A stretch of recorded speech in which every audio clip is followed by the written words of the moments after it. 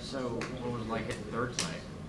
Yeah, hadn't done that since I think DBU was the first game I moved up to the 2-hole. So, I'm kind of surprised I haven't moved around more. I think, Coach Johnson's kind of been pretty set with the 1 through 3 so far this season. But I'm kind of used to it. The 3 years that I've been here, I've hit anywhere from leadoff to 9-hole. So, I'm just looking forward to having my name in that lineup. So, do you care about being in that rhythm at all, or does shaking it up like totally okay with you? Yeah, it was fine with me. I don't know that I was in much of a rhythm, so I was cool with it. What kind of comfortability is coming out and hitting a home run, your first pitch of the night after a shaky weekend and all, and especially going into Alabama this weekend? Yeah, it's big, not just for myself, for the team. I think we didn't score in any of the games until like the 7th inning over the weekend, so to go out there and score in the first was big, and then we just kind of rode that out for the whole game. Bottom of the 4th inning where you guys had 5 seniors and kind of were able to just pass the bat back. Jay talked about that, some of you guys. It's maybe even a bigger talk point than the whole run. It's just being able to do that. How big was that for you guys tonight? Yeah, it's huge. I think, just keep the line moving. That's a big thing that we always say in the dugout. Quality at-bats, 3 quality at-bats in a row. How many times can we do that throughout a game? And, that was an instance where we did it with 2 outs, so that's, big time for our offense. And that was a good response to the 2-run homer that they hit in the top half of the inning. So it was a good job. Jay just told us, obviously, the news with Gavin being done for the year. I mean, just talk about, what have you seen him handle? Obviously, kind of the news where obviously he wants to pitch, he's not able to, and kind of what do you expect in terms of rehab for him and how he'll tackle it? Yeah. It's upsetting. I mean, he's been, obviously I roomed with him my freshman year, so I've known him for 3 years. I think he's a terrific human being, and he has handled this, better than anybody I would have ever expected to handle this. He's the best competitor on our team, even though he's not pitching. And, I know that this is hard for him, and I'm going to try and be there and support him as best I can. But, yeah, he's been great. He's been in good spirits. I know he's, upset and I'm sure very frustrated. But he has not let that show at all, and he's been a great teammate. He's always helping out in the dugout, and I applaud him for that a lot. What was your process to kind of get back on the right track? The first pitch you saw, like on Monday, what were you doing? Yeah, just be on time for a fastball. Very late this weekend, very in between pitches. Didn't see the ball great, so just wanted to get back to seeing the straight one and hitting it. Two more for Jared. I think Jay said too that you guys don't sit down and talk yesterday, and just what about that conversation maybe sort of at least helped you sort of come along? Yeah, I mean, he's done that throughout my career since I've been here, of just kind of knowing exactly when to bring me in and kind of meet with me and kind of reset some things. And so, he just gives me a different perspective. Obviously, he sees, firsthand everything that I do.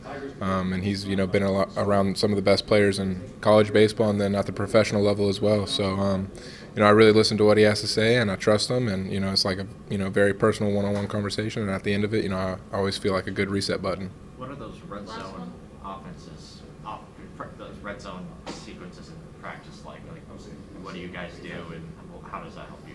Yeah, it's just situational baseball. I think it helps slow us down when it comes in the game. If we work on it in practice, when it comes up in the game, it'll be a little less stressful for us. And so it's just kind of running through those situations. Runner on second, less than 2 outs, getting them to third, or runner on third with less than 2 outs, getting them home. So those kind of things, and then at least us doing that in the game. Thank you, Jared.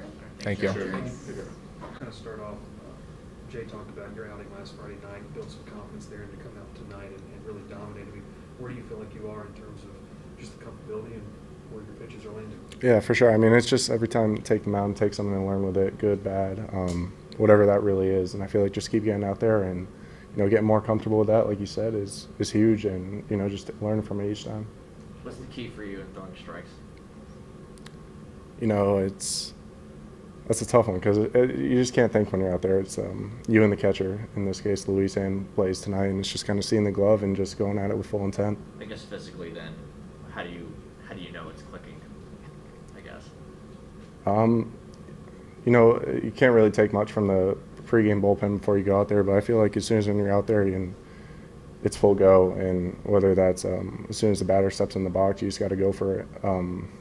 Some days you don't have it. But on those days, it's like, can you bring it with your best stuff that you have for that day? Development of some of the younger guys in this bullpen has been kind of a storyline to watch. Can you spoke about how close you are with guys like William and Cooper and just all these young guys as you guys are kind of the next crop of young pitchers here? Yeah, I mean, they're my best friends. I mean, when we're not here, we're all together. Just rooting for each other every time we take the bump, whether it's me, William, Cooper, or Kaysen. Just trying to be that first guy out to congratulate him on their success, all three of them. I think it's really important. I mean, Kaysen's been lights out. Just kind of like talking to him, hearing from him. I know we're the same age, but he's got a really strong head on him. So just kind of listen to what he says and try to take as much as I can. What's something that he said maybe you have taken away? Don't think as much. Just go. It's the same game you've been playing since you were 5 years old. I think you went over 40 pitches, maybe 2 straight appearances. Is that something that you've wanted to achieve at some point this year? Oh, for sure. I always want to throw as much as I can. But whenever they call my name, just got to get the first guy out and then go on to the next and then hand the ball to whoever's next. You hit the first guy you faced tonight, so how did you, and you loaded the bases, how did you reset in that moment? I feel like it's just next pitch. You can't change the one that happened before that, so the only one you can change is the one that you're about to throw and just kind of get into that next pitch mentality for sure. What have you improved on the most throughout the season? On strikes, for sure. What kind of confidence does this give you going into this weekend, facing Alabama on Thursday, Friday, and Saturday after Auburn this past weekend? I think a lot, for sure. I mean, it's kind of like that same thing, just taking whatever you can from that last outing, and it's just knowing I have the ability to get it there when I want to and just kind of continue to feed off that and use every outing I can to, take it into the next one, just keep it the same game. You talked about wanting to be ready when your name is called. What does the next 24 or 48 hours look like for you, as I imagine you want to be out there at some point this weekend? Get to bed. Yeah, it's been a long 2 weeks or so of travel, and it's finally good to sleep in my own bed. So, get to bed, recover. It's best training staff we have, and, between Coach Chris Martin and then the trainers, they have a great plan for us. So just staying true to them, listen to them, and recover for sure. 2 more for Matt. Coach told us that Gavin's going to be out for a year, so you're going to be relied upon more along with some other guys. How do you prepare for that uptick in role, if you will?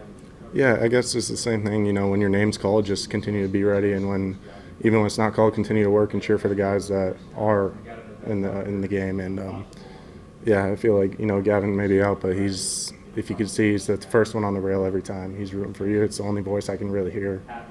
He's actually my locker mate, so he's been great through everything. What's it like being his locker mate? It's awesome. Gavin's a character for sure, but he's also, pitched in some really big spots here. And as an older guy, he loves to help us younger guys out. I remember I came out after my last inning tonight, and he was the first one to give me a hug and say, "Great job," and just continue to build off it. Tonight it seemed like you worked the high inside a lot. What is it about whatever pitch it was that you were throwing and locating? What is it about that pitch that I guess is deceptive enough to have them swing it? I think it's just using the previous pitch to the best you can, whether that's a misfire or not where it wanted to go. Just kind of like reading the hitters and seeing what they want to do with it, and just continue to make pitches. Thank you, Matt. Thank you. Thank you, Mavrick.